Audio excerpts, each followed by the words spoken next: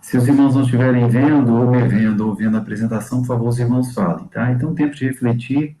Nós estamos vivenciando momentos muito difíceis na história do nosso mundo. E momentos difíceis, muitas vezes, eles propiciam que nós reflitamos sobre alguns aspectos importantes. Na vida dos discípulos, aparentemente, parecia que tudo estava tão certo, até a quinta-feira que antecede a morte de Jesus. Essa semana, hoje é um dia, essa semana, inclusive, nós estamos, o mundo ocidental está refletindo sobre a realidade da morte de Cristo. Na verdade, todo o ministério dele é focado muito na morte, no sacrifício, na redenção. E com os discípulos, até a quinta-feira daquela semana onde Cristo morre, aparentemente estava tudo certo, estava tudo bem. Eles já tinham concluído que Jesus podia tudo.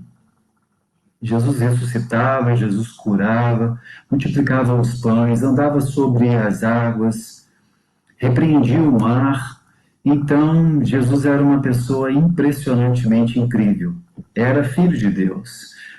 Mas havia alguns problemas. Problemas, muitas vezes, entre os próprios discípulos, a disputa, por exemplo, de quem sabia mais ou de quem era mais importante, e também os líderes judaicos, de alguma forma, tentando atrapalhar o ministério de Jesus. Apesar disso, os discípulos se sentiam completamente seguros, porque eles sabiam do que Jesus podia fazer. Mas Jesus já havia alertado-os de que alguma coisa diferente no futuro iria acontecer em relação ao próprio Cristo. Marcos, no capítulo 9, nos versos 31 e 32, nós lemos: porque ensinava os seus discípulos e lhes dizia: o Filho do Homem será entregue nas mãos dos homens, e matá-lo-ão, e morto ele ressuscitará ao terceiro dia. Mas, observe, mas eles não entendiam esta palavra, e receavam interrogá-lo. Então, quando Jesus explicava e tentava alertar os discípulos sobre alguma coisa que iria acontecer, eles simplesmente não entendiam e tinham medo de perguntar a Jesus, como se alguma coisa de ruim acontecesse. Então, nós percebemos aqui uma dificuldade séria dos discípulos em buscar saber mais. E até certo ponto, entendo eu, que isso parecia completamente esquisito, estranho aos ouvidos dos discípulos, quando eles viam que Jesus resolvia todos os problemas. Mas Jesus havia alertado-os de que alguma coisa aconteceria. E, literalmente, da noite para o dia, tudo mudou na vida deles. Cristo, depois da última ceia, ele vai ao Getsemane e nós sabemos a história. Ele é preso, ele é julgado, ele é condenado e ele é morto. De uma maneira muito rápida, de uma maneira impressionantemente. E os discípulos começaram a se questionar diante de tudo aquilo, porque numa situação extrema de morte, muitas vezes as pessoas se sentem completamente perdidas. Mas lembro-lhes novamente que Jesus já tinha alertado aos discípulos sobre essa realidade, de que alguma coisa iria acontecer. E nós também, em algum momento da nossa vida religiosa, cristã, nós fomos alertados de que alguma coisa futuramente iria acontecer. Na verdade, várias coisas nos dias que antecederiam a segunda vinda de Jesus. E de uma forma muito impressionante, a nossa vida mudou de uma maneira muito rápida. Um pouco mais de um ano para cá. Muita coisa mudou. Muita coisa mesmo. E os discípulos, voltando para os discípulos, eles se viam numa situação muito complicada. Porque e agora? O que eles fariam diante de um cenário completamente adverso, completamente diferente? Será que eles voltariam para o Monte das Oliveiras, onde Jesus passou um período na noite de quinta-feira, antes de ser preso? Esta foto aí é uma foto do Monte das Oliveiras. Será que eles iriam para o mar da Galileia, onde para a maioria deles foi um local de sustento? Para onde eles iriam a partir de agora sem Jesus? Apesar de que Cristo já tinha alertado-os. Talvez eles buscassem se sentir melhor em uma paisagem muito bonita, uma paisagem onde eles pudessem contemplar o céu, onde eles pudessem olhar até onde a vista alcançasse, ou quem sabe ter uma fuga para alguma gruta, para alguma caverna, onde ali se sentissem mais protegidos, onde ali se sentissem melhor diante de um cenário cuja vida mudou radicalmente. Bem, ainda há a possibilidade de ir para alguma casa, para alguma outra cidade pequena, para buscar ali apoio, para buscar refúgio, para refletir, ou seja, para pensar detalhadamente, para tentar analisar, para tentar entender o que estava acontecendo e para tentar se lembrar se Cristo havia dito alguma coisa sobre esses momentos que eles vivenciariam.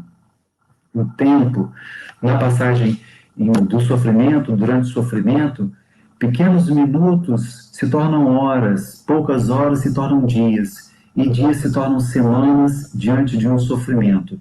Então, o nosso processamento de sofrimento, ele muda radicalmente, em termos de tempo, quando nós estamos sofrendo. Então, quando vivenciamos alguma situação sofredora, a passagem do tempo fica como que lentificada. E provavelmente não foi diferente em relação aos discípulos. Vendo o mestre ser morto de uma forma tão estúpida, tão brutal, de uma forma onde eles jamais imaginariam que iria acontecer. Novamente, apesar de que Jesus havia alertado do que aconteceria. E antes disso, antes de todo esse desfecho em relação ao término da vida de Cristo, ou ao término do ministério dele, antes da ressurreição, Jesus, em alguns momentos, chamou os discípulos à parte. Marcos, no capítulo 6, nos versos 31 e 32, nós lemos: E ele disse-lhes: Vinde vós aqui à parte, a um lugar deserto, e repousai um pouco, porque havia muitos que iam e vinham, e não tinham tempo para comer. E foram sós num barco para um lugar deserto. Então Jesus, percebendo toda aquela situação, retira os discípulos de cena, diríamos assim, e sai também para que eles buscassem um local onde eles pudessem descansar, para que eles pudessem repousar. No descanso, no repouso, há a possibilidade de nós refletirmos, há a possibilidade de nós pensarmos mais, pensarmos sobre nós mesmos, sobre a nossa vida, sobre a existência, sobre o eterno, sobre a família, sobre o trabalho, sobre a vida profissional, sobre tudo.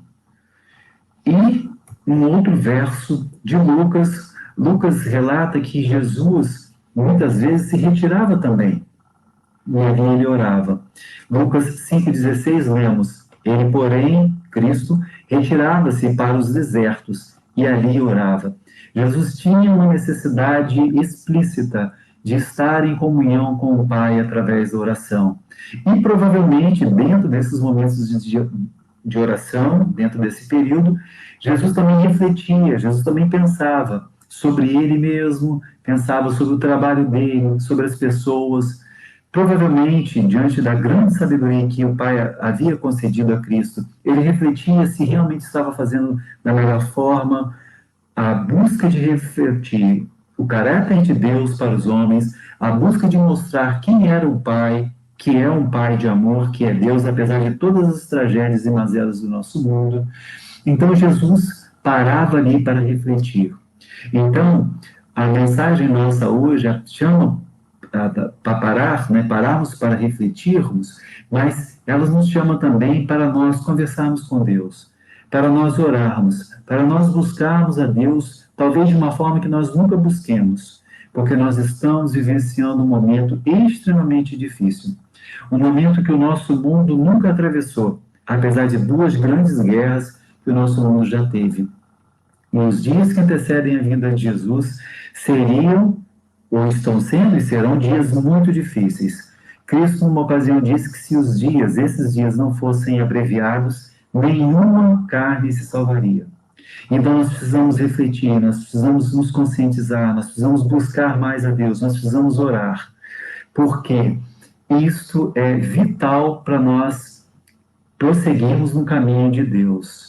E aquele que perseverar até o fim será salvo. Ou seja, é necessário prosseguirmos. É necessário prosseguirmos na vida de oração, ou iniciarmos a nossa vida de oração, ou melhorarmos a nossa vida de oração, de comunhão com Deus, através da oração, através da reflexão dentro da Bíblia, dentro da palavra de Deus.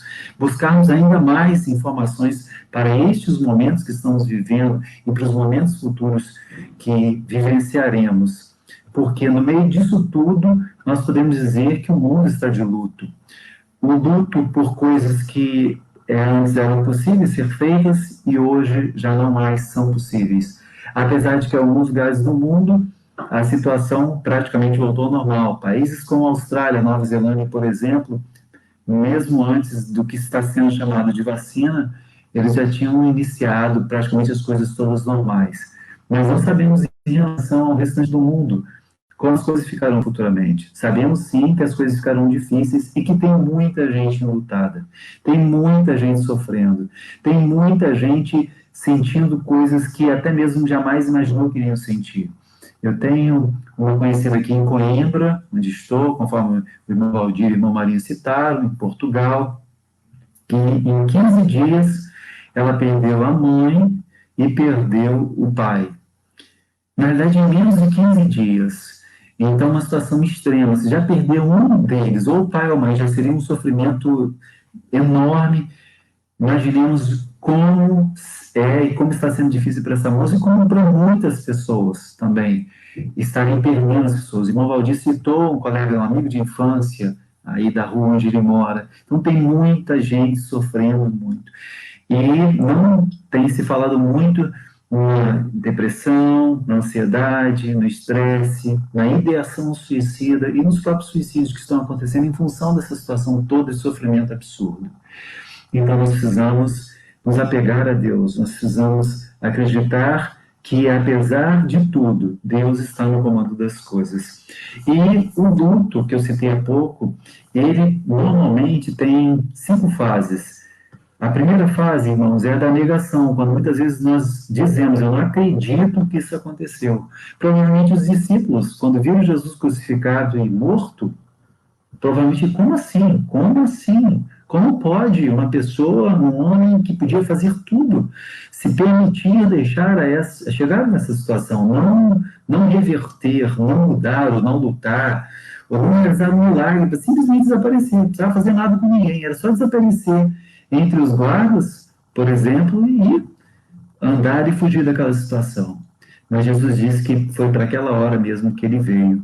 Uma outra fase, uma outra etapa do luto é a raiva, quando as pessoas sentem que elas estão ou foram injustiçadas, ou a raiva da situação, porque elas não puderam fazer nada, por exemplo, ou não conseguiram fazer.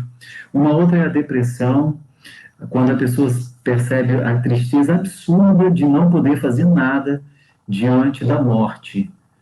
Uma outra é a negociação, a barganha, quando se começa a ver coisas positivas que foram vivenciadas no relacionamento com aquela pessoa que morreu, onde são pensados, por exemplo, são sentidos ou são lembrados os ensinamentos, os bons momentos que se passaram juntos, e provavelmente os discípulos também vivenciaram isso com Jesus. E, finalmente, a aceitação. Quando se fala de luto, nós estamos, no fundo, falando de um processo de ajuste na cabeça das pessoas que estão sentindo, que estão sofrendo, em função da perda. Eu estou citando aqui de pessoas queridas, por exemplo, mas esse luto ele pode ocorrer também em relação ao término de um relacionamento, perda de um emprego, e muitas pessoas, desde a disseminação da Covid-19, perderam os seus empregos, perdas materiais, tudo isso pode gerar o luto, que é a necessidade de um ajuste. Essas fases, elas não são necessariamente vivenciadas de uma forma rápida. Eu costumo dizer que cada um de nós tem um tempo de vivenciar isso, e provavelmente os discípulos, eles não vivenciaram todas essas etapas, porque Jesus morre na sexta-feira de tarde e ressuscita na manhã de domingo. Se os irmãos buscarem os evangelhos que temos, os 4 evangelhos, nós vamos ver que, entre aspas, parece que os evangelistas também fazem um luto em relação ao sábado.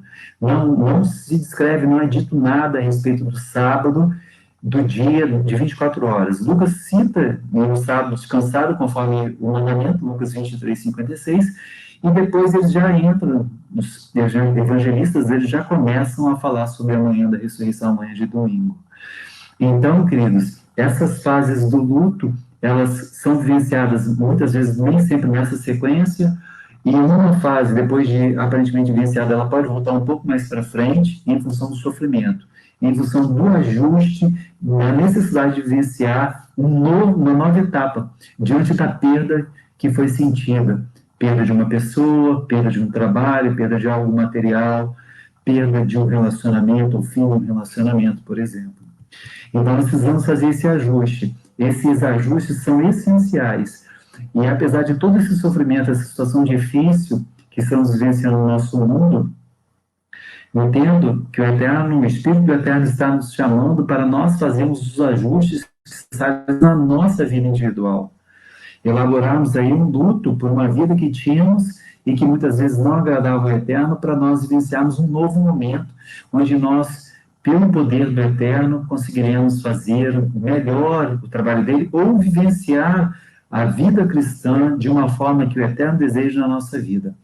Ajustes. O luto nada mais é do que um longo processo de ajustes diante de determinadas coisas que perdemos. E esses ajustes são essenciais. Diante dos ajustes, muitas vezes nós enxergamos novos caminhos e precisamos decidir por quais caminhos iremos trilhar. Nesse momento, estamos sentindo o chamado do Espírito de Deus para que nós nos envolvamos mais com a obra dele, em função de toda essa situação que estamos vivendo no nosso mundo. Citamos a questão brevemente da morte de Jesus, falamos um pouquinho mais detalhadamente sobre a questão do luto, mas o fim não foi esse. Eu recebi um áudio, deixa eu passar o carro, perdão. Eu recebi um áudio de um amigo meu essa semana, falando para mim, Marcos, no final das contas, você pode lutar, no final das contas, todos nós vamos perder para a morte. Todos nós. Independente do dia, independente do que conquistarmos aqui nesse mundo, independente do que vivemos, todos nós iremos morrer e a morte vai vencer a todos nós. E eu respondi para ele que eu compreendia perfeitamente esse olhar dele, mas eu queria lembrá-lo, conforme fiz no áudio, de que o jogo, desculpa usar essa palavra, essa expressão, o jogo não terminou ainda. Não terminou. Então, o jogo da nossa vida não termina com a morte. Ele vai terminar, sim, por ocasião da segunda vinda de Jesus, porque temos fé de que o Senhor irá nos resgatar desse mundo de pecado. O Senhor irá nos salvar. Então, o jogo ainda não terminou. Se estou falando para alguém que o coração está sofrido, machucado, triste, completamente decepcionado, desiludido, frustrado diante de todas essas coisas que estão acontecendo, diante da perda de alguém, lembre-se, o jogo não terminou. Lembre-se, não terminou ainda. Deus destinou Jesus para que ele faça o julgamento de todas as coisas. E antes desse julgamento, voltando lá para o final de semana, para sexta-feira que Jesus morreu, no sábado que ele descansou, e na manhã da ressurreição, na manhã de domingo, o túmulo de Cristo estava vazio. Por quê? Porque ele ressuscitou. Então, a nossa esperança precisa ser ressuscitada também, mesmo diante desse cenário que a gente está vivenciando no nosso mundo. Porque Jesus ressuscitou. E ele disse, eu vivo, vocês viverão. Então, queridos, vamos fortalecer a nossa fé em Deus, no Eterno, de que assim como ele ressuscitou Jesus, ele pode nos ressuscitar em diferentes aspectos da nossa vida. Principalmente, estamos enfatizando aqui, no aspecto espiritual. Precisamos renascer, precisamos ser ressuscitados por Deus para que nós vivenciemos um novo momento, um momento onde a vida de Jesus seja expressa de uma maneira maior e melhor através de nós. Então, essa é a mensagem que dedico ao Eterno. Gostaria que compartilhasse com os irmãos essa manhã. E agradeço mais uma vez ao Eterno a oportunidade de compartilhar isso com os irmãos. Agradeço aos irmãos da ICBU o convite carinhoso que recebi. E desejo aos queridos irmãos um feliz e abençoado restante de sábado.